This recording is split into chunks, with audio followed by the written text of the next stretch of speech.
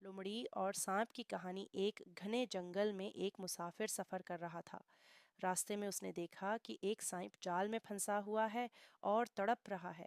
سانپ مسافر سے بولا، اے نیک انسان، مجھے آزاد کر دو، میں وعدہ کرتا ہوں کہ تمہیں کوئی نقصان نہیں پہنچاؤں گا۔ مسافر کے دل میں ترس آیا، اس نے جال کاٹ دیا اور سانپ کو آزاد کر دیا۔ جیسے ہی سانپ آزاد ہوا، اس نے پھنکار ماری اور بولا، اب میں تمہیں ڈسوں گا۔ مسافر گھبرا گیا اور بولا، میں نے تو تمہاری جان بچائی تھی۔ سانپ بولا، دنیا میں احسان کا کوئی مول نہیں۔ دونوں فیصلہ کروانے کے لیے آگے بڑھے۔